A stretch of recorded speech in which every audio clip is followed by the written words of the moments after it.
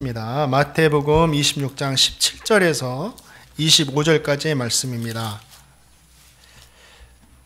마태복음 26장 17절에서 25절 한 절씩 나눠서 읽겠습니다. 무교절의 첫날에 제자들이 예수께 나와서 이르되 유월절 음식 잡수실 것을 우리가 어디서 준비하기를 원하시나이까?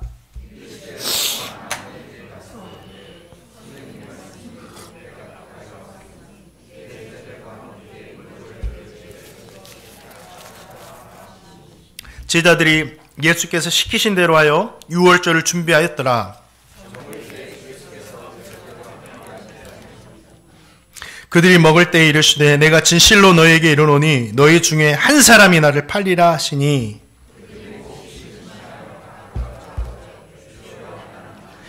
대답하여 이르시되 나와 함께 그릇에 손 놓는 그가 나를 팔리라.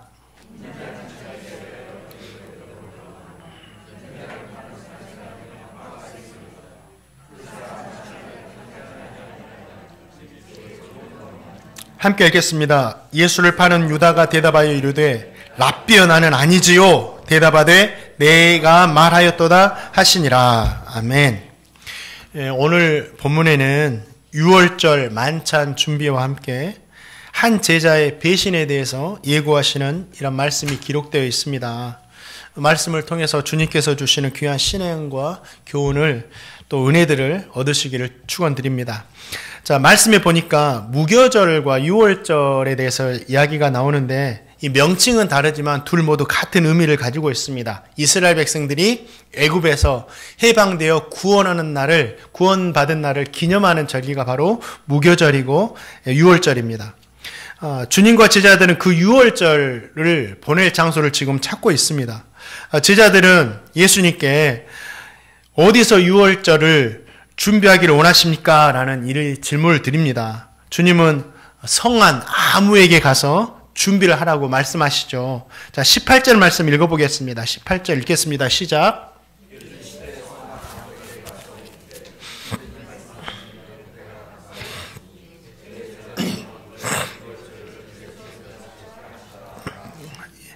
같은 말씀을 기록한 마가복음과 누가복음 말씀을 보면 장소를 구하는 내용이 조금 더 자세하게 기록되어 있습니다. 주님께서 제자들을 성 안으로 보내면서 뭐라고 하시냐면 성 안에 들어가면 물동이를 지고 가는 사람이 있을 것인데 만나면 그 사람을 따라가라. 그리고 따라가다가 그 사람이 어느 집으로 들어가든지 함께 들어가서 그 집 주인에게 말하기를 선생님께서 제자들과 함께 유월절을 내 집에서 지키겠다라고 말해라. 이렇게 명령하시죠. 제자들은 예수님의 말씀대로 순종했고 또 집 주인은 제자들의 말을 듣고 큰 다락방을 내주었습니다. 이 다락방을 내어준 주인의 이름을 마태복음 보니까 아무였다라고 이야기하고 있습니다. 이 아무라는 단어는 굳이 사람의 이름을 알릴 필요가 없을 때 사용했던 그런 말입니다. 마태가 다락을 내어준 사람의 이름을 밝히지 않은 것은 몰라서가 아니에요. 당시 예수님을 향한 종교 지도자들의 핍박이 많은 상황이었기 때문에 그 사람을 보호하기 위해서 익명의 아무라고 기록한 것입니다. 이 다락을 내어준 사람은 제자들의 말을 듣고 갑자기 즉흥적으로 집을 마련해서 내어준 것이 아니었어요. 마가복음 보니까 제자들의 말을 듣고 나서 집 주인이 마련한 이 다락방을 내주는데 어떻게 했냐면 자리를 펴고 준비한 큰 다락방을 보여주었다. 자리를 펴고 준비한 큰 다락방을 내어주었다. 이게 뭐예요? 이 아브라한 사람은 주님이 유월절을 보낼 장소를 미리 준비해 놓았던 거예요. 어떤 과정이 있었는지는 말씀에 기록되지 않지만 이 주인은 주님과 제자들이 유월절을 보낼 장소를 미리 준비해 놓았다라는 거죠. 주님은 아무의 이 헌신을 통해서 성만찬도 하셨고 세족식도 하는 그 엄청난 일을 하실 수 있었다라는 거죠. 아무처럼 이름도 빚도 없이 주님께 쓰임받는 사람이 참 많아요. 이름도 빚도 없이 주님을 섬겼던 사람이 정말 많습니다. 주님께서 벳세다 광야에서 오병이어의 기적을 베푸실 때 이름 모를 어린 아이가 주님께 오병이어를 내어드리잖아요. 그 아이도 아무와 같은 사람이었어요. 또 예루살렘 주님께서 입성하실 때 나귀의 주인이 주가 쓰시겠다는 그 한마디 말씀을 듣고 이름도 알 수 없는 그 주인이 나귀를 그냥 내어드리잖아요. 주님 쓰시라고. 또 마태복음에는 그 여인이 기록되지 않아요. 식사하는 자리에서 어떤 여인이 주님께 나와서 향유를 부어드리잖아요. 바울은 고린도전서 15장에서 이런 시실한 암울하는 사람들, 이름도 빛도 없이 헌신하는 사람들이 500명이나 된다라고 우리에게 일러주고 있습니다. 주님이 부르신 12명의 제자들, 유다를 제외한 11명의 제자들만이 주님께 귀하게 쓰임받는 것이 절대 아니었어요. 정말 중요하고 제자들도 하지 못하는 일들에 이름도 알 수 없는 암울하는 수많은 성도들이 쓰임받았다라는 거죠. 어쩌면 그들의 신앙이요, 11명의 제자들보다 더 귀한 거예요. 그들의 신앙이 주님께 더 칭찬받는 신앙이었습니다. 이거는 기분 좋으라고 하는 말이 아니에요. 오카는 목사님께서 살아생전에 자기 후배 목사와 이야기 나눈 짤막한 이야기가 있습니다. 오카는 목사님이 사랑의 교회를 개척하셔가지고 엄청난 크게 건강하게 이렇게 성장시키시잖아요. 김 목사, 나는 천국에서 상이 별로 없을 것 같아. 원하지 않더라도 이 땅에서 성도들에게 너무 많은 것을 받아버렸어.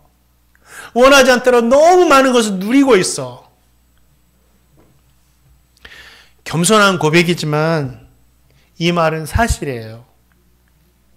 이름도 빛도 없이 주님을 섬기는 아무와 같은 성도들의 신앙이 더 귀하고, 저는 모르겠어요. 저는 그렇게 생각하고 있는데 어쩌면 이름도 없이 빛도 없이 헌신하는 성도들의 신앙이 주님께 더 큰 칭찬을 받을 거라고 저는 확신합니다.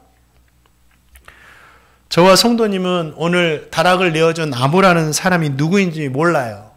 그리고 모르잖아요. 그러나 주님이 알고 계신다라는 거죠. 그의 이름까지 아시고 그의 신앙까지 다 알고 계시는 거예요. 주님께 협력하다가는 종교 지도자들에게 핍박당할 걸 알면서도 헌신한 것까지 알고 계셨다라는 거죠. 주님께서 사용하실 것을 미리 준비한 그 신앙도 다 알고 계셨어요. 이 시대의 아무가 누구일까? 이름도 없이 빛도 없이 헌신하는 사람들이 누구일까? 저는 성도님들이라고 생각해요. 우리 성도님들. 성도님들의 헌신, 성도님들의 기도, 성도님들의 순종. 사람이 몰라줘도 주님은 아신다. 사람은 우리 성도님들의 이름을 모를지라도 우리 주님은 그 이름까지 기억하신다. 그러니 우리 성도님들 헌신하다가 사람이 몰라준다고, 사람이 기억해 주지 않는다고 섭섭해하지 마시기 바랍니다. 우리 주님이 기억하시니까, 우리 주님이 알고 계시니까. 사랑하는 성도님들, 제자가 되는 게 중요한 거 아닙니다. 제자가 되어도 어떻게 살아가느냐가 중요한 거예요. 제자가 되어서도 가룟 유다처럼 살면 안 되잖아요. 아무가 되었든지 제자가 되었든지 이게 중요한 것이 아니라 어떤 사람이 되었든지 아무와 같이 주님께 이름도 빛도 없지만 귀하게 쓰임받는 그 삶이 중요하다. 우리 행복누리교회 성도님들은 아무가 되어도 주님께 귀하게 쓰임받는 저와 성도님이 되시기를 주님의 이름으로 축원드립니다. 21절 말씀 한번 또 보겠습니다. 21절 말씀 읽겠습니다. 시작.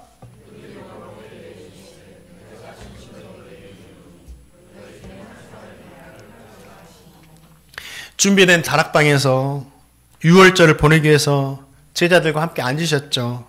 그리고 그들과 함께 음식을 나누십니다. 근데 음식을 나누시다가 성찬식을 하시다가 갑자기 너희 중에 하나가 나를 팔리라 말씀하시는 거예요. 엄청난 소리죠. 제자들이 듣기 얼마나 충격적이었을까요? 그러니까 서로 제자들이 주님 나는 아니지요. 주님 나는 아니죠. 이렇게 고백하는 거예요. 주님은 가룟 유다가 자신을 팔 것이라는 것을 알고 계셨어요. 주님 다 알고 계세요. 그래서 예수님의 말을 들은 유다가 뭐라고 합니까? 랍비여, 나는 아니지요. 모른 척하면서 이야기하는 거 얼마나 가증스러워요. 그러니까 주님께서 뭐라고 말씀하세요? 네가 말했다라고 직접 지적하십니다. 주님께서는 모든 것을 알고 계시기 때문에 누가 자신을 팔 것인 것을 아셨다. 이 사실은 별로 놀라운 게 아니에요.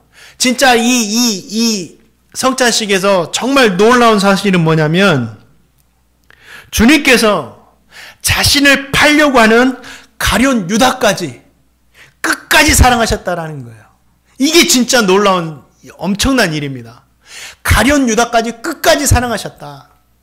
이 성찬식을 요한복음 13장에도 기록하고 있거든요.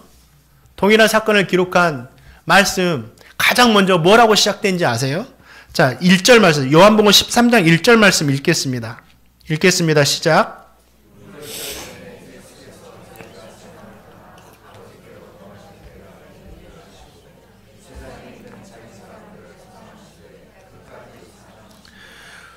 주님은 마귀가 가룟 유다에게 예수님을 팔려는 생각을 넣었던 걸 다 알고 계셨어요.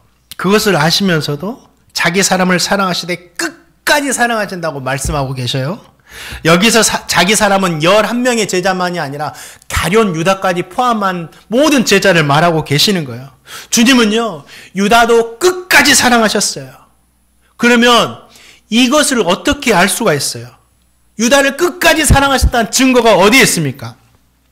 마태복음에 기록되어 있지 않지만 요한복음 보면 제자들과 유월절을 보내시면서 주님께서 세족식도 하십니다. 세족식.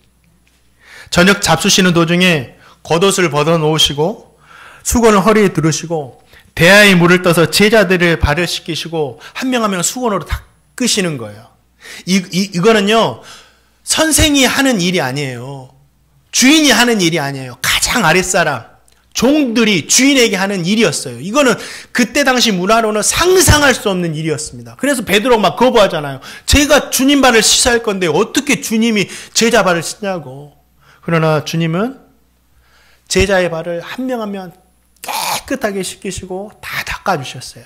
근데 닦으실 때 11명만 닦으셨나요? 아니요. 12번째 가룟 유다까지 다 닦아주셨어요. 가룟 유다의 발을 닦으시면서 이놈이 마귀에게 속아가지고 나를 팔로미 하면서 막 저주하면서 분노하면서 닦으셨을까요? 아니에요. 이놈도 구원받아야 되는데, 나 믿어야 되는데, 이렇게 망하면 안 되는데, 정말 사랑하는 마음으로, 어쩌면 베드로를 사랑하는 마음보다 더 지극정성인 마음으로 이 가룟 유다의 발을 닦아주셨다라는 거죠. 그리고 다 닦으신 후에 자리에 앉더니 이 말씀을 하십니다. 20절 말씀. 이렇게 말씀하세요. 읽겠습니다. 시작.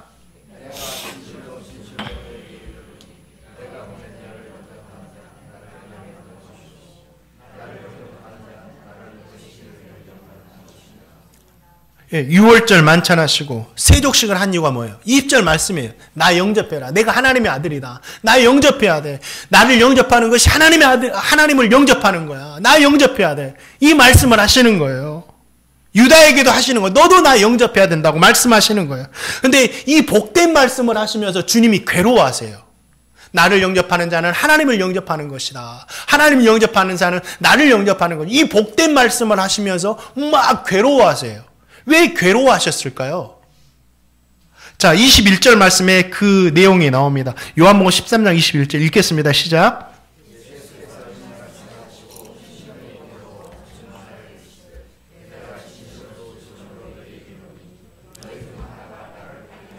그렇죠. 주님이 괴로워하신 것은 유다가 나를 배신해서 오는 괴로움이 아니었어요. 유다가 나를 배신하고 망하게 될 것을 아시는 데에서 오는 괴로움이었어요. 유다를 향한 괴로움이었어요. 뭐예요? 유다가 이렇게 망하면 안 되는데, 유다가 이렇게 끝나면 안 되는데, 유다도 나를 영접하고 구원받아야 되는데, 이 마음으로 복음을 전하시면서 막 괴로워하시는 거예요. 유다를 보니까 너무 괴로운 거예요. 유다야, 너 나 사랑하니? 내가 너 사랑한 줄 알지? 유다야, 너 나 영접해야 된다. 너 구원받아야 된다. 너 절대 망하면 안 된다. 이 심령인 거예요. 주님께서 유다의 배신을 예고하신 것은요, 그를 저주하고 책망하시기 위하면, 그의 죄를 막 드러내가지고 사람들에게 창피함 주시기 위함이 아니었어요. 유다도 이것을 듣고 깨달아서 주님 영접하고 그 죄악에서 돌이키기를 원하시는 그 말씀이셨다라는 거죠. 주님은 사랑할 수 없는 사람을 끝까지 사랑하시고 계신다라는 겁니다. 이 말씀을 통해서 우리 성도님 무엇을 깨닫습니까? 주님을 배신한 유다도 우리 주님은 끝까지 사랑하시잖아요. 끝까지 사랑하시잖아요. 끝까지. 그렇다면 그 주님께서 저와 성도님도 끝까지 사랑하신다. 이 사랑을 깨달아야 돼요. 내 상태와 내 상황에 관계없이 주님은 나를 끝까지 사랑하신다. 우리 주님은 우리에게 끝까지 기회를 주시는 분이십니다. 이것이 바로 죄인들을 향한 하나님의 사랑이에요. 하나님 모든 사람이 구원을 받으며 진리를 아는 데 이르기를 원하시느니라. 저 성도님이 이 주님의 마음을 알아야 됩니다. 그러니 저 성도님에게 어떠한 허물과 연약한 모습이 있다 하더라도 절대 포기하면 안 돼요. 유다는 포기해버리잖아요. 저와 성도님에게는 주님 앞에 설 때까지 많은 시간이 남아있어요. 시간이 남아있습니다. 그리고 그 사이 무슨 일이 일어날지 몰라요. 베드로같이 충성해서 헌신할 수도 있겠지만 유다와 같이 연약해서 넘어질 때도 있는 거예요. 그러나 그때 기억해야 돼요. 이 모습일지라도 주님은 나를 끝까지 사랑하신다. 그 사랑을 깨닫는 자가 주님을 영접하고 끝까지 믿음 생활할 수 있다라는 겁니다. 그 사랑을 깨달아야 돼요. 바라기는 저와 성도님 모두가 우리에게 어떤 일들이 일어나도 유다와 같이 도저히 내 스스로도 나를 용서할 수 없는 일들이 일어나더라도 나도 용서할 수 없는 내 모습을 주님은 용서하신다. 주님은 사랑하신다. 끝까지 이 믿음을 가지시고 우리를 사랑하셔서 포기하지 않는 하나님의 사랑을 믿으시기 바랍니다. 그리고 주님 영접하시고 영접한 모습으로 주님 앞에 설 때까지 우리도 끝까지 믿음 생활하며 살아가시는, 진짜 우리 성도님 어려움 당해도요, 쓰러지더라도요, 이 말씀 기뻐하면서 끝까지 주님 붙들고 살아가시는 저 성도님 되시기를 주님의 이름으로 축원드립니다. 유다는요, 아무도 모르게 대제사장에게 찾아가서 예수님을 팔아 넘기려고 했죠. 그런데 예수님은 모든 것을 알고 계셨잖아요. 예수님은 모르는 것이 없으신 분이세요. 저와 성도님이 절대 예수님 속일 수 없다. 이걸 기억하세요. 절대 예수님 속일 수 없습니다. 그날도 가룟 유다가 나를 팔 것이다 라고 직접 말씀하실 수 있었지만 그렇게 하지 않으셨죠. 너희 중에 하나가 날 팔 것이다. 그릇에 손 넣은 사람이 팔 것이다. 마지막에 되어서야 네가 말했다라고 말하지만 처음부터 직접 그렇게 말씀하지 않으셨어요. 왜 그러셨을까요? 유다를 사랑하셨기 때문에. 그리고 유다가 진짜 깨달아서 돌이키기를 원하셨기 때문에. 그런데 유다는 끝까지 뭐라고 합니까? 주님 다 아시는데 주님 랍비여 나는 아니지요? 랍비여 나는 아니지요?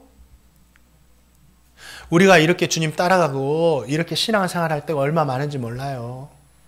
가룟 유다의 모습은 우리 모습일 수도 있어요. 나는 아니지요 하면서 아닌 척 하면서 신앙생활 할 때가 얼마 많은지 몰라요. 주님은 성경을 통해서 늘 우리에게 음성을 통해서 들려주신 게 아니라 이 성경을 통해서 늘 우리에게 음성을 들려주세요. 주의 말씀을 들려주시죠. 선한 일 할 때는 칭찬도 하시지만 또 허물 주고 넘어질 때는 뭐예요? 우리에게 징계도 책망도 하신다라는 거죠. 지적도 하신다라는 거죠. 그럼에도 불구하고 우리가 모른 척하면서 아닌 척하면서 살 때가 얼마 많은지 몰라요. 우리가 제 삶을 보니까 우리 성도님들은 어떻게 살아가는지 제 삶을 보니까 저를 하나님 앞에 말씀 앞에 세우면 죄됨이 없는 하루가 단 하루도 없다라는 거예요. 참 서글퍼요. 그렇게 살기 싫은데 하나님 앞에 말씀 앞에만 서면 죄됨이 없는 하루가 하루도 없는 거예요. 목사인 제가 제 행동이 큰 죄를 저질러서 그런 게 아니라 제 행동을 그래도 어떻게 억지로라도 컨트롤할 수 있지만 제 마음과 생각까지는 순간순간 놓칠 때가 있다라는 거예요. 오, 정신 차리고. 미움, 다툼, 시기, 질투, 음란, 방탕, 욕심, 탐욕, 이기심, 언어 사용하는 것, 세상을 향한 마음, 이 중에 한 가지라도 걸리지 않을 때가 없다라는 거예요. 제가 무감각하게 살고 생각하지 않고 살고 모른 척하게 살아서 그러지. 다 유다의 모습이 저에게 있는 거예요. 저만 있는 게 아닙니다. 성경을 찾아보니까 아담과 하와를 하나님께서 정말 무결하게 창조하시잖아요. 그런데 그들도 사탄의 유혹에 넘어가가지고 먹지 말라고 하시는 선악과 따먹고 하나님처럼 되려고 하나님 배신하잖아요. 그러면서 그들이 잘못했다 깨닫고 막 하나님께 나가서 스스로 고백한 게 아니에요. 모른 척 했어요. 선악과 따먹고 숨었어요. 하나님이 너가 잘못했다 하시기까지 모른 척 했어요. 이게 사람이에요. 죄를 지어도 말하지 않으면 모른 척하고 아닌 척하고 살아간다라는 거죠. 사울왕도 마찬가지였어요. 그가 처음에는요, 용모도 빼어나고 신앙도 좋았습니다. 아말렉과 전투를 할 때 주님께서 야, 다 진멸해라. 호흡 있는 거 다 진멸해라 말씀하셨으면 전투하다가 다 진멸해야 되는데 아각 왕을 사로잡고 호흡 있는 것 중에 좋은 것은 다 살려오잖아요. 전투는 했어요. 순종했죠. 적당히 순종한 거예요. 그럼 불순종이에요. 적당한 순종은 없다. 순종이냐 불순종만 있는 겁니다. 우리에게 적당한 순종은 없는 겁니다. 그러면서 사무엘 선지자가 나와가지고 이것이 죄다라고 지적하기 전까지는 아닌 척 했잖아요. 모른 척 했잖아요. 하나님 영광 돌린 척 했잖아요. 하나님께 영광 돌리기 위해서 나는 그렇게 했다고. 나는 죄 없다고. 내가 뭔 죄를 졌냐고. 하나님께 드리는 것이 낫지 않냐고.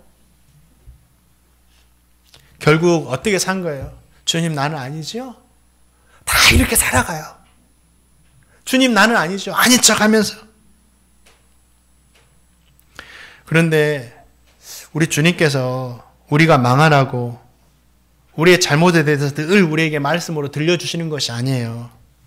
우리를 살리시려고, 우리를 온전한 모습으로 회복하시려고 계속해서 말씀을 통해서 들려주신다니까요. 가룟 유다를 살리시려고 네 중에 한 명이 나를 팔 것이다. 나와 함께 그래서 손 넣은 자가 팔 것이다. 네가 그다. 가룟 유다를 살리시려고 이 말씀을 하셨다니까요. 사랑하는 성도님들, 주님 말씀하시면 그럼 우리는 어떻게 해야 될까요? 주님 나는 아니지요. 이 말씀이 아니라 주님이 말씀하셨다면 저부터서 주님 제가 그 사람 맞습니다. 주님 제가 그런 사람입니다. 고백하면서 주님께 나가야지만이 주님의 은총을 얻을 수가 있는 겁니다. 회복될 수가 있는 겁니다. 만약에 가룟 유다가 그 말을 듣고 주님 제가 그 사람이었어요. 주님 제가 팔려고 했어요. 주님 어떻게 할까요? 주님 내가 돌이킬 수 있을까요? 주님 용서해 주세요. 했다고 한다면 유다의 삶은 달라졌을까요? 다른 제자들과 같이 주님께 다시 회복되어 가지고 순교하는 삶을 살 수도 있었을 거예요.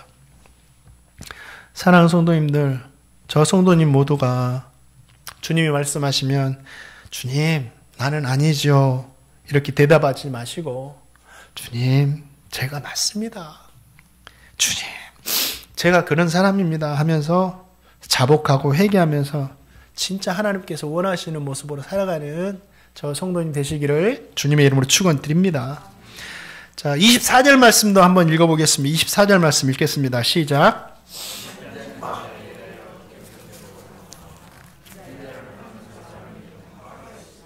아멘.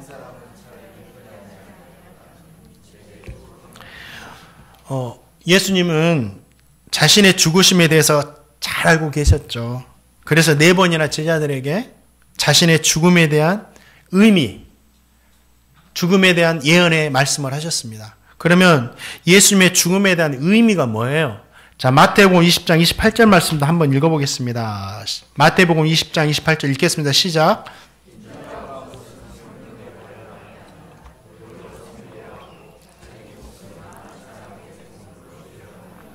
아멘. 이게 주님의 죽으심의 의미였죠.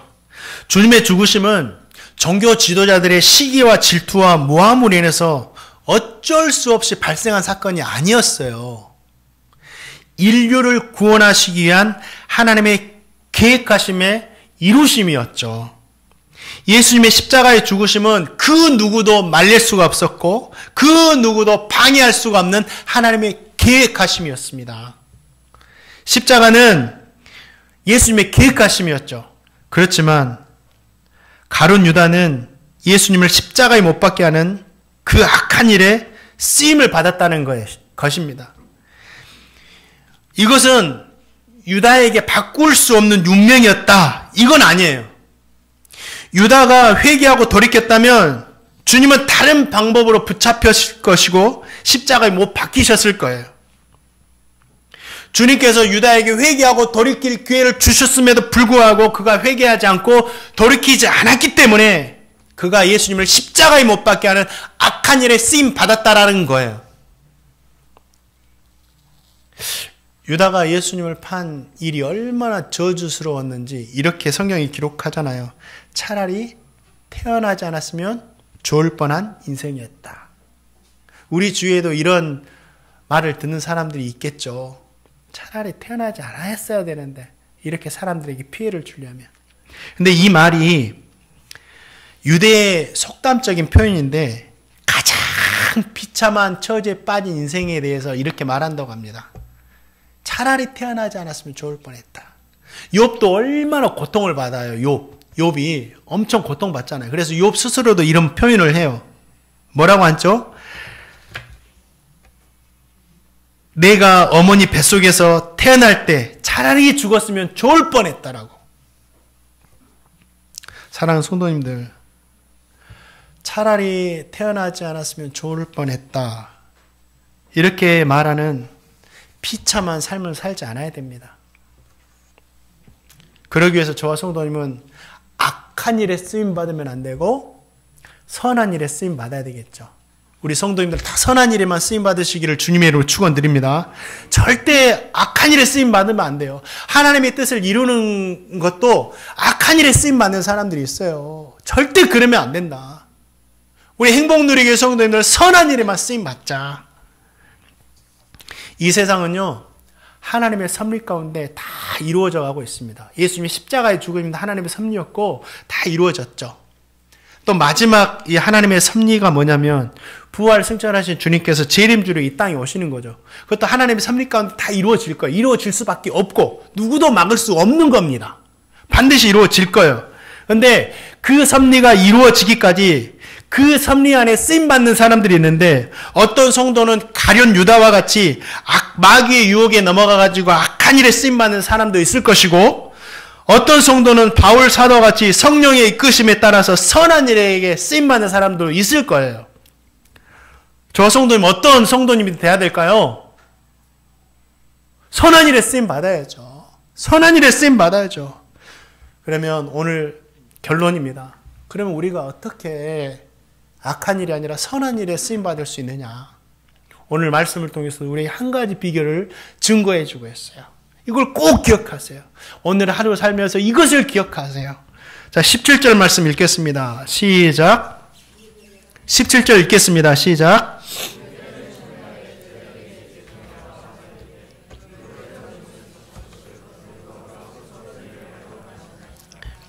우리가 어디서 준비하기를 원하십니까? 이 질문 꼭 기억하세요. 지자들은 유월절을 지내는 장소까지도 자기들의 마음대로 하지 않고 주님이 원하시는 곳이 어딘지를 물었다라는 거예요. 바로 그거예요. 사소한 부분 하나까지도 주님이 무엇을 원하시는가에 관심을 두고 주님이 원하시는 일을 이루기 위해서 순종하는 거예요. 그러면 그 사람은 선한 일에 쓰임 받게 된다라는 거죠.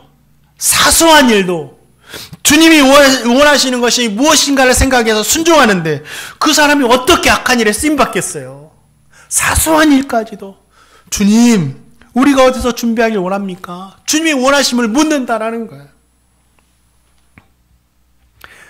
저희 아내가 일부 예배 때는 이야기 안 했어요. 저희 아내가 설교할 때 자기 이야기는 절대 하지 말라고. 근데 우리 아내가 인터넷을 통해서 제 설교는 안 듣는 것 같더라고요. 그래서 합니다. 제 아내가 어린이 교사 일을 하고 있잖아요.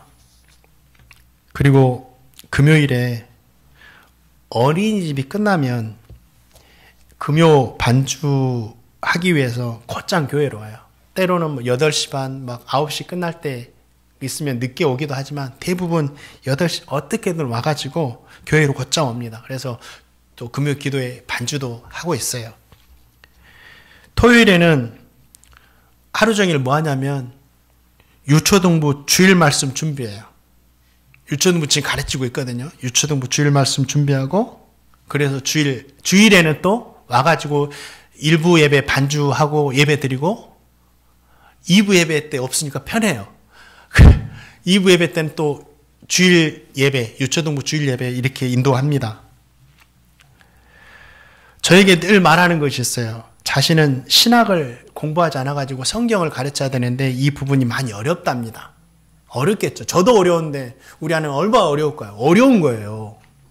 그래도 제가 보기에 진짜 열심히 하더라고요. 열심히 하고 있었어요. 준비하고 가르치는 것도 제가 지켜본 결과 어떤 교육 전도사 못지않게 한 몫을 해내더라고요. 너무 감사해요. 우리 아내도 우리 성도님들처럼 월화수목 금금금 이렇게 살아가요. 월화수목 금금금. 교회 사역까지 같이 겸해서 하니까. 왜 우리 아내가 이렇게 사냐? 우리 아내에게 왜 내가 이렇게 맡기냐? 물론 교육 전도사님을 모셔서 또 사례비를 주고 주일학교를 담당시키면 좋은데 우리 교회의 형편은 아직 교육 전도사님을 두고 할 형편은 아닌 것 같아요. 우리 아내가, 그런데 그렇다고 해서 뭐 그 현실적인 어려움 때문만에 우리 아내가 하는 건 아닙니다. 우리 아내가 저에게 이야기한 것이 있어요. 엄청 고민을 한 거예요. 자기도 힘들다고 하면서 엄청 고민한 거. 그럼 누굴 시키지? 제가 들으라고. 누구 시키지? 우리 교회가 하려면 이것도 필요하고, 힘든데, 지금, 여보, 봐봐, 이거 힘든데, 누구 시키지? 하는 거예요. 탁 보고 있다가, 저에게 이런 말을 하더라고요. 여보가 원하잖아. 내가 하는 걸 여보가 원하잖아. 목사인 여보가 원하면 하나님께서 원하시는 거 아닐까?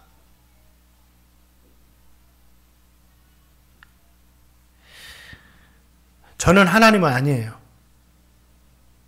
우리 아내가 이런 말 하더라고요. 저는 하나님 아니에요. 목사인 여보가 원하면 하나님이 원하시는 거 아닐까? 그렇지만 저는 하나님을 대신해서 행복누리교회를 대표로 섬기고 있는 청직이죠. 그런 의미로 본다면 또 하나님 대신해서 섬기니까 아내의 말도 어느 정도는 일리가 있는 거죠.